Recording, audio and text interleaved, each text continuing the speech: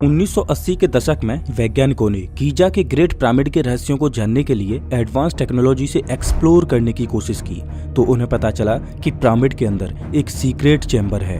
हैरानी की बात यह थी कि उस सीक्रेट चैम्बर में जाने का कोई भी रास्ता नहीं था। वो चैम्बर चारों ओर से सील बंद था। वैज्ञानिकों ने इस चैम्बर के रहस्य को दुनिया के सामने लाने के लिए एक ऐसा रोबोटिक कैमरा बनाया जो इस छोटे से टनल में जा सके और उस सीक्रेट चैम्बर के रहस्यों को दुनिया के सामने उजागर कर सके। साल 1993 में इस रोबोटिक कैमरा को इस सुरंग में भेजा गया। ये रोबोटिक कैमरा करीब 200 फीट तक ही चला होगा कि इसे रोकना पड़ा क्योंकि आगे रास्ता बंद था। रोबोटिक कैमरा के द्वारा वैज्ञानिक देख पा रहे थे कि सामने पत्थर की एक स्लैब है जिस पर कॉपर के 2 हैंडल जैसे कुछ लगे हुए हैं। अब वैज्ञानिकों के पास स्लैब के पीछे झांकने का कोई रास्ता नहीं था। इसके बाद वैज्ञानिकों ने एक और ऐसे रोबोट को बनाया जो इस पत्थर में ड्रिल कर सके। वो रोबोट इस छोटी सी सुरंग के अंदर घुसा और उसने इस पत्थर की स्लैब में ड्रिल करके एक छोटा सा छेद किया और उसके बाद उस छेद में से एक कैमरे को अंदर डाला गया। जैसे ही कैमरा ने पिछले 4,500 सालों से बंद पड़ी उस रहस्यमयी दुनिया को देखा तो वैज्ञानिकों के सामने एक और नया रहस्य आकर खड़ा हो गया जिसकी वैज्ञानिकों ने कल्पना भी नहीं की थी। पिरामिड्स आज वैज्ञानिकों के लिए ऐसी अबूझ पहेली बने हुए हैं कि जितना वो पिरामिड्स के रहस्यों को सुलझाने की कोशिश करते हैं वो उसमें उतना ही उलझ जाते हैं। जैसे जैसे पिरामिड्स पर शोध की जा रही है वैसे वैसे इजिप्ट के पिरामिड्स और ज्यादा रहस्यमयी बनते जा रहे हैं। वैसे तो इजिप्ट में करीब 138 पिरामिड्स हैं, लेकिन गीजा का महान पिरामिड वैज्ञानिकों को सबसे ज्यादा हैरान करता है। इसे खुफू का पिरामिड भी बोला जाता है। वास्तव में इस ग्रेट पिरामिड को बनाने में जिस बेमिसाल इंजीनियरिंग का प्रदर्शन किया गया है वो आज के वैज्ञानिकों को सोचने पर मजबूर कर देता है। ऐसा माना जाता है कि ग्रेट पिरामिड को बनाने में करीब 20 सालों का समय लगा था और पिरामिड में लगने वाले पत्थरों को करीब 800 किलोमीटर दूर से लाकर इसमें लगाया गया था। मान्यताओं की माने तो इजिप्ट के पिरामिड प्राचीन मिस्र के राजाओं की कब्र हैं, लेकिन जब पिरामिड पर वैज्ञानिक शोध की गई तो पता चला कि ये मकबरा जैसा तो बिल्कुल है ही नहीं। आज के समय में ग्रेट पिरामिड देखने में भले ही पत्थरों का एक पहाड़ लगता हो, लेकिन रिसर्च ये बताती है कि जब प्राचीन समय में ये पिरामिड बनकर तैयार हुआ था तब इसकी चारों दीवारें पॉलिश्ड व्हाइट लाइमस्टोन से कवर थीं, जिससे जब इस पर सूर्य की रोशनी गिरती तो पूरा पिरामिड चमकने लगता। इससे पिरामिड की सुंदरता और ज्यादा बढ़ जाती। और पिरामिड का जो टॉप है जो आज खाली पड़ा है वो कभी सोने के कैपस्टोन से कवर था। वो भी सूर्य के प्रकाश को रिफ्लेक्ट करता जिससे दूर से ही पिरामिड की चमक को देखा जा सकता था। लेकिन समय के साथ इसकी दीवारों की पॉलिश खत्म होती गई और इसके टॉप पर रखा सोने का कैपस्टोन चोरी हो गया। आज के समय में पिरामिड की हाइट इतनी नहीं रही जितनी कि आज से 4,500 साल पहले थी। समय के साथ ग्रेट पिरामिड जमीन के अंदर धंस चुका है, जिससे आज के समय में इसकी हाइट पहले के मुकाबले कम हो गई है। अगर इस पिरामिड की बनावट की एक्यूरेसी की बात करें तो वो इतनी सटीक है कि आप इस चीज का अंदाजा इससे लगाइए कि उनको पृथ्वी के एक्यूरेट साइज और सोलर इक्विनॉक्स का पता था। दरअसल सोलर इक्विनॉक्स वो घटना होती है जब सूर्य बिल्कुल पृथ्वी के इक्वेटर की सीध में होता है। जिस दिन सोलर इक्विनॉक्स की घटना घटती है उस दिन पृथ्वी पर दिन और रात 12-12 घंटे के होते हैं और ये घटना साल में 2 बार घटती है। अब फैक्ट ये है कि 12 घंटों को सेकंड्स में बदला जाए तो वो 43,200 सेकंड्स होंगी और अगर इसमें ग्रेट पिरामिड की हाइट से मल्टीप्लाई कर दिया जाए तो रिजल्ट 6,333 किलोमीटर होगा। अब शॉकिंग बात यह है कि पृथ्वी की पोलर रेडियस की लंबाई भी इतनी ही है और जब पिरामिड के बेस के पेरीमीटर को 43,200 से मल्टीप्लाई किया जाए तो जो रिजल्ट आएगा वो उतना ही होगा जितना पृथ्वी का सरकमफेरेंस यानी परिधि है, मतलब जितना पृथ्वी का साइज है। और फैक्ट ये है कि पिरामिड की 4 नहीं बल्कि 8 साइड हैं और ये 8 साइड सोलर इक्विनॉक्स वाले दिन ही दिखाई देती हैं। अब चाहे आप इसे एक इत्तेफाक कहो या मिस्र वासियों की एडवांस टेक्नोलॉजी, लेकिन ऐसा लगता है कि प्राचीन मिस्र वासियों को हमारी पृथ्वी के एक्यूरेट साइज के बारे में पता था। अब इसमें हैरान करने वाली बात यह है कि पृथ्वी का साइज पहली बार एरेटोस्थनीज ने मेजर किया था। एरेटोस्थनीज प्राचीन ग्रीक के एक गणितज्ञ और खगोल शास्त्री थे। जब एरेटोस्थनीज ने पृथ्वी का साइज मापा तो वो भी एक्यूरेट नहीं था, उसमें भी कुछ खामियां थीं। पृथ्वी के एक्यूरेट साइज के बारे में तो हमें आज के मॉडर्न युग में पता चला है जब हमने अंतरिक्ष में अपनी सैटेलाइट्स भेजी हैं जिन्होंने पृथ्वी की मैपिंग करके उसके एक्यूरेट साइज के बारे में बताया। लेकिन सवाल ये है कि प्राचीन मिस्र वासियों को पृथ्वी के एक्यूरेट साइज के बारे में कैसे पता था जबकि ग्रेट पिरामिड को आज से करीब 4,500 साल पहले बनाया गया था। ग्रेट पिरामिड की पृथ्वी पर पोजीशन और पिरामिड की जियोमेट्री वास्तव में हैरान कर देती है। दरअसल ये पिरामिड करीब 23 लाख लाइमस्टोन ब्लॉक से बना हुआ है और एक एक ब्लॉक का वजन 2 से 3 टन है और कुछ का वजन 80 टन से भी ज्यादा है। अगर इसके बेस की बात करें तो वो 13 एकड़ में फैला हुआ है और इसकी हाइट 481 फीट है। आईफल टावर के बनने से पहले ग्रेट पिरामिड दुनिया की सबसे ऊंची इमारत थी। इस ग्रेट पिरामिड के पास में 2 और पिरामिड्स हैं जो इससे छोटे हैं। इन तीनों पिरामिड्स की ईस्टर्न और वेस्टर्न वॉल्स सीधी नॉर्थ पोल की ओर जाती हैं। यहाँ पर ध्यान देने वाली बात यह है कि उनके पास कोई कंपास नहीं था जिससे वो नॉर्थ पोल का एक्यूरेट तरीके से पता लगा सकें। लेकिन फिर भी पिरामिड की एक्यूरेसी ये साबित करती है कि उनको पृथ्वी के नॉर्थ पोल की सटीक जानकारी थी। इस पिरामिड की जियोमेट्री जितनी रहस्यमयी है उससे ज्यादा रहस्य तो इस पिरामिड के अंदर छुपा है। इस पिरामिड के अंदर अभी तक 2 हिडन चैम्बर्स को खोजा जा चुका है, जिनमें एक है किंग्स चैम्बर और दूसरा है क्वींस चैम्बर। जब खोजकर्ता पहली बार किंग्स चैम्बर में घुसे तो उन्हें वहां ग्रेनाइट से बना हुआ एक ताबूत मिला। खोजकर्ता इस चैम्बर में ताबूत को देखकर बड़े हैरान हुए, क्योंकि इस चैम्बर में घुसने का ये एक छोटा सा रास्ता है, लेकिन इस ताबूत का साइज इतना बड़ा है कि उसे इस छोटे से दरवाजे से अंदर लाया ही नहीं जा सकता। तो भला ये ताबूत इसके अंदर कैसे आया? काफी खोजबीन के बाद पता चला कि जब किंग्स चैम्बर को बनाया गया होगा उससे पहले ही इसमें इस ग्रेनाइट के 1 पीस ताबूत को रख दिया गया होगा। उसके बाद इस चैम्बर को सील कर दिया गया होगा। लेकिन क्या वास्तव में ये एक ताबूत है या कुछ और? क्योंकि मरने से पहले कोई व्यक्ति भला ताबूत क्यों बनवाएगा? और सबसे विचित्र बात तो ये है कि इस पिरामिड में कई सारे छोटे छोटे टनल्स बने हुए हैं जो इस पिरामिड के नीचे तक गहराई में जाते हैं। अब अगर ये पिरामिड एक मकबरा है तो इसमें इतने छोटे छोटे टनल्स क्यों? अब सवाल ये आता है कि क्या वास्तव में पिरामिड एक मकबरा ही है या इसे बनाने का मकसद कुछ और ही था? वैज्ञानिकों का मानना है कि कभी ग्रेट पिरामिड को पॉलिश्ड व्हाइट लाइमस्टोन से कवर किया गया था, तो उसका मकसद पिरामिड को सुंदर दिखाना नहीं बल्कि पिरामिड के ऊपर गिरने वाली सनलाइट को एक मिरर की तरह रिफ्लेक्ट करना था, जिससे पिरामिड के अंदर सूर्य की रोशनी प्रवेश न कर सके। दरअसल पिरामिड को अंदर से डोलोमाइट और ग्रेनाइट से बनाया गया है, जो कि काफी अजीब बात है। अब ये अजीब बात इसलिए है क्योंकि ग्रेनाइट पृथ्वी के सबसे कठोर पत्थरों की श्रेणी में आता है और ग्रेनाइट की प्रोसेसिंग में लाइमस्टोन की अपेक्षा 10 गुना ज्यादा समय लगता है।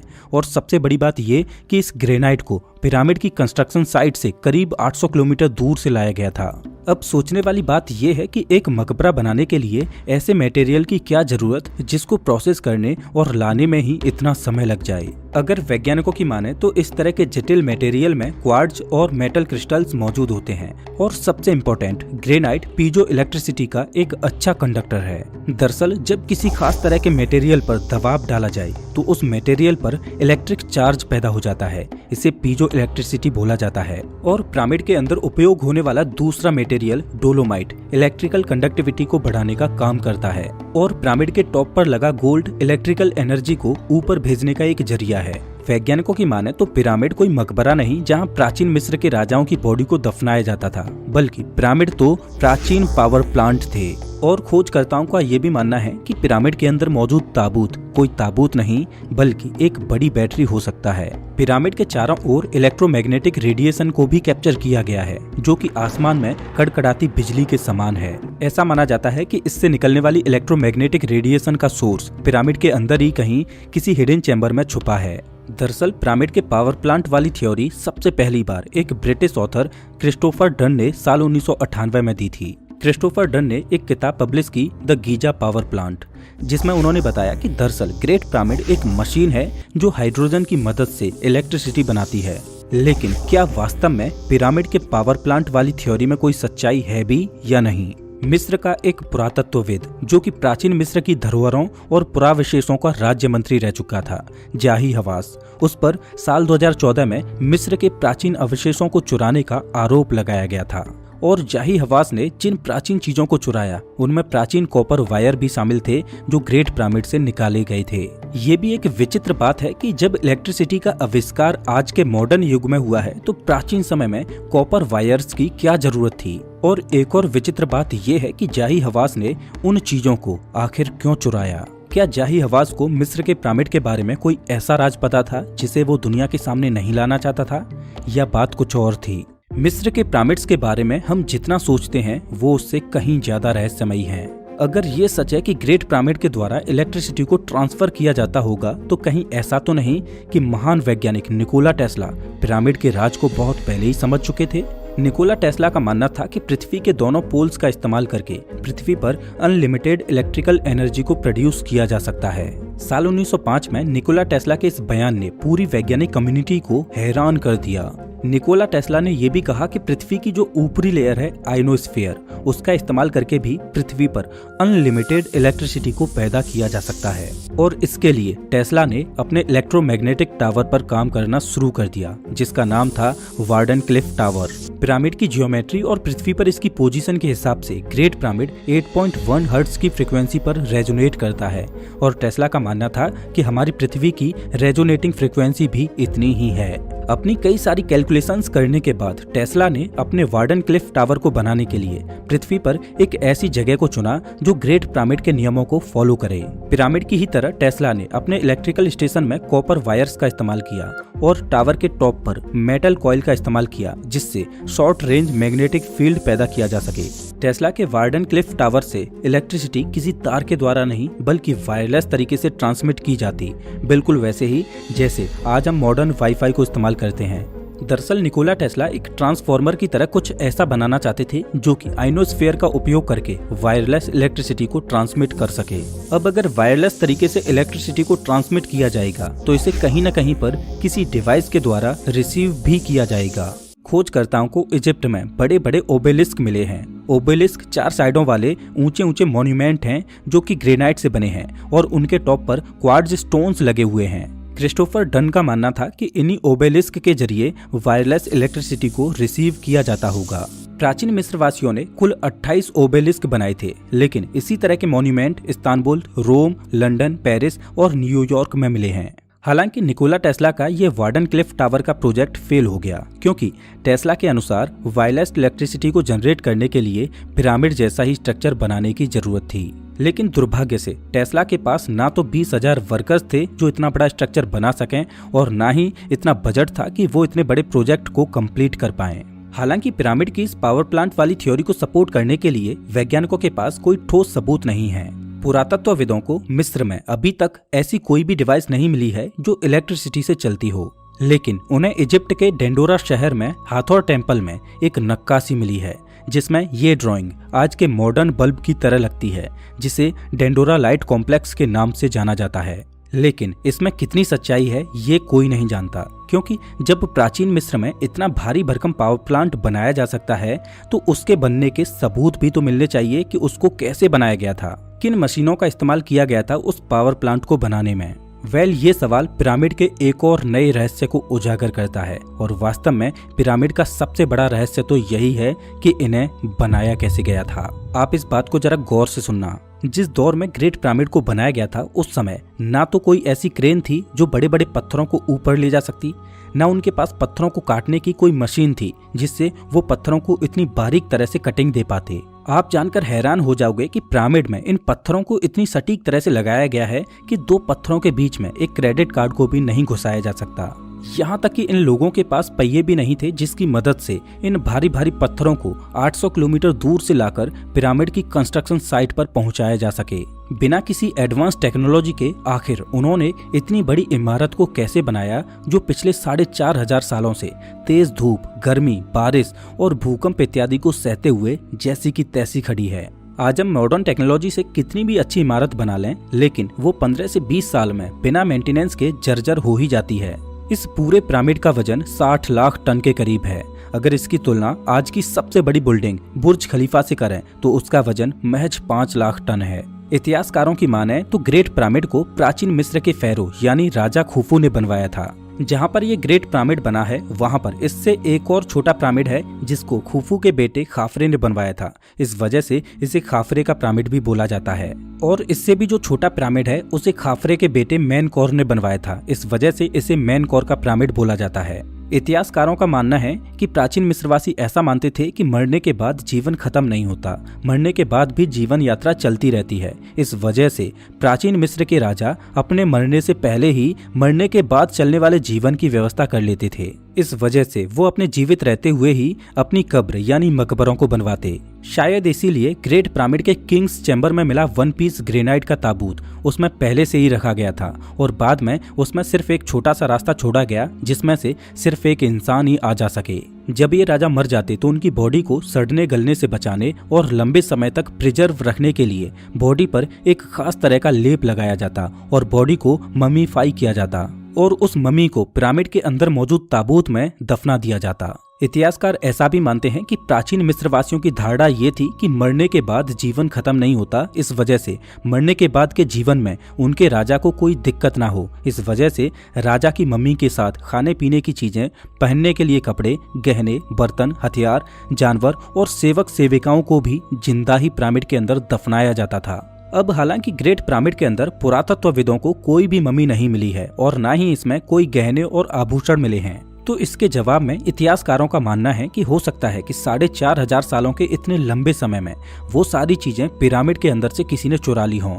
चलो यहाँ तक तो ठीक है, अन्य पिरामिड्स में ऐसा होता होगा, लेकिन ग्रेट पिरामिड अपने आप में इतना रहस्यमयी है कि इसके रहस्यों को सुलझाते सुलझाते वैज्ञानिकों के पसीने छूट जाते हैं। जैसा कि अभी मैंने आपको बताया कि ग्रेट पिरामिड को बिना किसी आधुनिक टेक्नोलॉजी के 20 सालों में बनाया गया था। कहने के लिए तो 20 सालों का वक्त एक पिरामिड को बनाने के लिए बहुत ज्यादा है, लेकिन अगर लॉजिकली देखा जाए तो 20 सालों में ऐसा कारनामा करना असंभव लगता है, क्योंकि इस पिरामिड में लगभग 23 लाख भारी भरकम पत्थर हैं। अगर सिंपल कैलकुलेशन करें तो हर 4 मिनट के अंदर एक पत्थर लगाया जाए और ऐसा लगातार रात और दिन बिना रुके बिना सोए 24 घंटे चलता रहे, तब जाकर 20 सालों में 23 लाख पत्थरों को लगाना संभव होगा। यहाँ पर ध्यान दें कि हर 4 मिनट का मतलब है कि आपको रात में भी काम करना है और 20 सालों में आपको एक दिन की भी छुट्टी नहीं है। अब आप खुद ही सोचकर देखिए कि हर 4 मिनट में लगातार 20 सालों तक एक एक भीमकाय पत्थर लगाना, क्या ऐसा संभव है? और सबसे इम्पोर्टेंट बात, सिर्फ 4 मिनट के अंदर आपको 800 किलोमीटर दूर जाकर पत्थर काटना है, उसकी फिनिशिंग करनी है, उसे उतनी दूर से कंस्ट्रक्शन साइट पर लाना है और इतना ही नहीं, उस भारी भरकम पत्थर को पिरामिड के ऊपर भी पहुंचाना है और सटीक तरह से उसे लगाना भी है। क्या इतना सारा काम सिर्फ 4 मिनट के अंदर कर पाना संभव है? और किसी किसी पत्थर का वजन तो 80 टन से भी ज्यादा है। ये सच में एक मिस्ट्री है कि उन्होंने सिर्फ 20 सालों में इतना भारी भरकम पत्थरों का पहाड़ बनाकर तैयार कर दिया। जब पिरामिड के बनने की ये मिस्ट्री सॉल्व नहीं होती तो यहाँ पर एक नई कॉन्स्पिरेसी थ्योरी जन्म लेती है। कुछ लोग ऐसा मानते हैं कि गीजा के महान पिरामिड को एलियंस ने बनाया था। वो लोग ऐसा इसलिए मानते हैं क्योंकि एलियंस के पास एडवांस टेक्नोलॉजी रही होगी जिसकी मदद से उन्होंने ये कारनामा कर दिखाया। हालांकि एलियंस वाली थ्योरी बेतुकी लगती है। पिरामिड को बनाया तो इंसानों ने ही था, लेकिन उसको बनाने में बहुत ज्यादा वर्कर्स ने काम किया होगा। अगर आपके पास बहुत ज्यादा मैन पावर हो तो आप भी बड़े से बड़े पहाड़ को खड़ा कर सकते हो। ऐसा माना जाता है कि ग्रेट पिरामिड को बनाने में करीब 20 से 30 हजार वर्कर्स ने काम किया था। वैसे कुछ एक्सपर्ट्स पिरामिड्स के बनने की एक थ्योरी देते हैं कि पिरामिड्स को बिना एडवांस टेक्नोलॉजी के कैसे बनाया गया होगा। वास्तव में पिरामिड के बनने की ये थ्योरी सच में बहुत ही ज्यादा इंटरेस्टिंग है। ग्रेट पिरामिड इतना बड़ा और भारी है कि इसकी नींव को मजबूत बनाना बहुत जरूरी था। जितनी ज्यादा गहरी नींव होगी उस पर उतनी ही बड़ी इमारत को खड़ा किया जा सकता है। और जिस गीजा प्लेटू पर यह पिरामिड बना है उसकी जमीन बहुत ज्यादा उबड़ खाबड़ है, तो सबसे पहले तो जमीन को समतल करना बहुत जरूरी था। और ऐसा करने के लिए वो इस सिंपल से टूल का इस्तेमाल करते थे। इस टूल में बीच में एक पॉइंटर होता है जो फ्रीली लेफ्ट या राइट मूव कर सकता है। जब इस टूल को जमीन पर सीधा रखा जाता है तो इसमें यहाँ पर ये एक मिड पॉइंट है। जमीन पर रखने के बाद ये पॉइंटर इस मिड पॉइंट पर रहता है तो इसका मतलब जमीन समतल है। और अगर ये पॉइंटर इस मिड पॉइंट से इधर उधर होता है तो इसका मतलब है कि जमीन अभी उबड़ खाबड़ है। और इसी छोटे से औजार से प्राचीन इजिप्शियंस ने पिरामिड को बनाने के लिए जमीन को समतल किया। लेकिन इसके बाद उनके सामने एक और कठिनाई थी, पिरामिड का अलाइनमेंट। जैसा कि अभी मैंने आपको बताया था कि पिरामिड पृथ्वी की चारों दिशाओं को एक्यूरेट तरीके से अलाइन करता है। अब आज के समय में तो हम एक कंपास की मदद से अलाइनमेंट कर सकते हैं, लेकिन आज से 4500 साल पहले उन्होंने बिना कंपास के इस प्रॉब्लम को कैसे सुलझाया? तो कुछ खोजकर्ता मानते हैं कि प्राचीन मिस्रवासियों ने सही दिशा का पता लगाने के लिए ऑटम इक्विनॉक्स का सहारा लिया होगा। जैसा कि मैंने अभी आपको बताया था कि सोलर इक्विनॉक्स वाले दिन और रात बराबर के होते हैं, तो सोलर इक्विनॉक्स वाले दिन जमीन पर पड़ने वाली शैडो ईस्ट और वेस्ट डायरेक्शन में एकदम सीधी लाइन में होती है और इस शैडो का सहारा लेके उन्होंने पिरामिड के अलाइनमेंट को सेट किया होगा। कुछ थ्योरीज ये भी कहती हैं कि उन्होंने पिरामिड के अलाइनमेंट को पोलर स्टार्स की मदद से सेट किया होगा। अब इनके सामने अगली चुनौती थी पत्थरों को काटकर कंस्ट्रक्शन साइट पर लाना। पत्थरों को काटने छाटने के लिए वो कॉपर के टूल्स का इस्तेमाल करते थे, लेकिन कॉपर इतना नरम होता है जिससे पत्थर काट पाना संभव नहीं, तो वो कॉपर में आर्सेनिक मिला देते जिससे उसकी मजबूती बढ़ जाती। इन कॉपर और आर्सेनिक के मिश्रण से बनी छेनियों को लकड़ियों के हथौड़ों से ठोका जाता था और कई घंटों की मेहनत के बाद बड़े बड़े पत्थरों को शेप में लाया जाता था और ज्यादा हार्ड पत्थरों जैसे कि ग्रेनाइट को डोलेराइट का इस्तेमाल करके तोड़ा जाता था। ये पत्थरों को तोड़ने के लिए एक खास तरह की तरकीब लगाते। ये पत्थरों को तोड़ने के लिए इस तरह से क्रैक में लकड़ियां फंसाते, जिसके बाद उन पर पानी डाला जाता और वो लकड़ियां जब पानी को सोख लेती तो वो फैलने लगती, जिससे पत्थर टूटकर अलग हो जाता।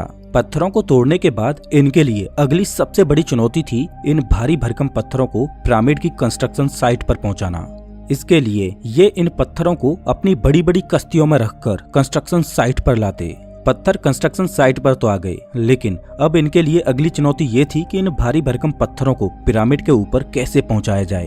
तो एक्सपर्ट्स मानते हैं कि इन पत्थरों को पिरामिड के ऊपर इन 3 तरीकों से पहुंचाया गया होगा, या तो बड़ी सी रैंप बनाकर, या स्पाइरल ट्रैक के द्वारा, या इनको जिगजैग ट्रैक के द्वारा ऊपर पहुंचाया गया होगा। पत्थरों को ऊपर पहुंचाने के लिए चाहे इन्होंने किसी भी ट्रैक का इस्तेमाल क्यों न किया हो, लेकिन इन पत्थरों को ऊपर पहुंचाना इतना आसान नहीं था। एक फिजिसिस्ट जोसेफ वेस्ट ने साल 2014 में एक थ्योरी दी कि इन पत्थरों को ऊपर पहुंचाने के लिए इन्होंने स्लोप के ऊपर लकड़ी के डंडे गाड़कर बड़ी बड़ी रस्सियों को पत्थरों से बांधकर उन रस्सियों को डंडों के ऊपर से निकालकर कुछ इस तरह से खींचा होगा। अगर इन्होंने रैंप वाले ट्रैक का इस्तेमाल करके पत्थरों को ऊपर पहुंचाया होगा तो इसके लिए जैसे जैसे पिरामिड ऊंचा होता गया होगा वैसे वैसे इन्हें स्लोप को और पीछे तक बड़ा करना पड़ा होगा, जिससे स्लोप का एंगल मेंटेन रहे और पत्थरों को ऊपर पहुंचाने में ज्यादा कठिनाई ना हो। अब ये सब तो महज थ्योरीज हैं कि कैसे पिरामिड्स को बनाया गया होगा, लेकिन प्रैक्टिकली देखा जाए तो पिरामिड के बनने की ये सभी थ्योरीज शक के दायरे में आ जाती हैं। थ्योरीज के जरिए हम पिरामिड के कंस्ट्रक्शन को एक्सप्लेन तो कर सकते हैं, लेकिन क्या प्रैक्टिकली ऐसा कर पाना संभव था? लेकिन जो भी हो, आज हमारे पास पिरामिड के बनने का केवल यही एक एक्सप्लेनेशन है जो सटीक लगता है। लेकिन फिर भी पिरामिड के बनने की ये मिस्ट्री सॉल्व तो नहीं होती। ग्रेट पिरामिड की मिस्ट्री हमारी सोच से भी गहरी है। एक थ्योरी तो ये भी कहती है कि पिरामिड्स को 4,500 साल पहले नहीं बल्कि 13,500 साल पहले बनाया गया था। ये थ्योरी वास्तव में हैरान कर देती है। इस थ्योरी के अनुसार पिरामिड्स को प्राचीन मिस्रवासियों ने बनाया ही नहीं, यहाँ तक कि जब इन पिरामिड्स को बनाया गया होगा तब मिस्र की सभ्यता का तो उस समय जन्म भी नहीं हुआ था। दरअसल ग्राहम हैनकॉक, जो कि फिंगरप्रिंट्स ऑफ द गॉड्स के ऑथर हैं, इन्होंने पिरामिड्स के ओराइन कॉन्स्टेलेशन वाली थ्योरी दी। इस थ्योरी में उन्होंने बताया कि गीजा के ये तीनों पिरामिड्स ओराइन कॉन्स्टेलेशन में मौजूद 3 तारों की सीध में बने हैं। लेकिन यहाँ पर फैक्ट ये है कि ये तीनों ही तारे पिरामिड्स की सीध में है ही नहीं, और ना ही ये तीनों तारे आज से 4,500 साल पहले इन पिरामिड्स की सीध में थे। लेकिन आज से करीब 13,500 साल पहले ये तारे इन तीनों पिरामिड्स की बिल्कुल सीध में थे। तो क्या इसका मतलब ये है कि अगर ओराइन कॉन्स्टेलेशन थ्योरी सही है तो पिरामिड्स को 13,500 साल पहले बनाया गया था? क्या प्राचीन मिस्रवासियों को ये पिरामिड्स सौगात में मिले थे? क्या इसी वजह से मिस्र की किसी भी प्राचीन जगह पर पिरामिड के बनने के कोई सबूत नहीं मिलते? वैसे मिस्र में प्राचीन समय की हर एक ड्राइंग मिलती है, लेकिन पिरामिड्स के बनने का वहाँ कोई नामो निशानी नहीं है। सच क्या है ये कोई नहीं जानता। वास्तव में ग्रेट पिरामिड कितने रहस्यों को छुपाए हुए है इसकी कल्पना भी नहीं की जा सकती। जब साल 2001 में इसके सीक्रेट चैम्बर को खोजने के लिए जब रोबोटिक कैमरा इसके अंदर गया और सामने मौजूद स्लैब में छेद करके जब कैमरा ने अंदर झांका तो सामने एक और पत्थर का स्लैब था जिसने उस सुरंग को बंद कर रखा था। लेकिन कैमरा के एंगल को जैसे ही नीचे किया तो वैज्ञानिक देख पा रहे थे कि नीचे लाल रंग के कुछ अल्फाबेट्स लिखे हुए हैं जो इस पासेज को सील करते हुए 4,500 साल पहले लिखे गए थे। अब दुर्भाग्य की बात यह है कि ये अल्फाबेट्स जिस भाषा में लिखे गए हैं उस भाषा को दुनिया में कोई नहीं जानता। एक्सपर्ट्स ने इन अल्फाबेट्स को डिकोड करने की कोशिश की, लेकिन उन्हें कुछ भी समझ नहीं आया। वैज्ञानिक मानते हैं कि उन्होंने पिरामिड को स्कैन करते हुए जिस सीक्रेट चैम्बर को देखा वो इस स्लैब के बाद मौजूद है। अब परेशानी ये है कि इस स्लैब के पीछे मौजूद उस सीक्रेट चैम्बर में कैसे झांका जाए, क्योंकि ग्रेट पिरामिड एक प्राचीन धरोहर है उस सीक्रेट चैम्बर में झांकने के लिए रास्ते में आने वाली सभी स्लैब्स को तोड़ना पड़ेगा। अब किसी भी देश की सरकार ये नहीं चाहती कि उसके देश में मौजूद प्राचीन धरोहर को कोई क्षति पहुंचाए, क्योंकि प्राचीन धरोहरें बहुमूल्य चीजें होती हैं, तो उन पर एक्सपेरिमेंट्स करने या उनको तोड़ने फोड़ने की इजाजत सरकार नहीं दे सकती, क्योंकि लोग रहस्यमयी चीजों को देखना ज्यादा पसंद करते हैं। अगर देखा जाए तो मिस्र में करीब 138 पिरामिड्स हैं, लेकिन दुनिया भर से टूरिस्ट केवल ग्रेट पिरामिड ऑफ गीजा को ही देखने जाते हैं। आखिर क्यों? क्योंकि वो रहस्यमयी है। ऐसे ना जाने कितने ही सीक्रेट चैम्बर्स होंगे जो ग्रेट पिरामिड के अंदर छुपे हुए हैं, और शायद इजिप्शियन अथॉरिटीज नहीं चाहती कि वो रहस्य दुनिया के सामने आए। और शायद इसी वजह से जाही हवास, जो मिस्र की प्राचीन धरोहरों और पुराविशेषों का मंत्री रह चुका था, उसने ग्रेट पिरामिड से मिली चीजों को चुरा लिया। अब ये तो भविष्य ही बताएगा कि ग्रेट पिरामिड के अंदर कौन से रहस्य दफन हैं।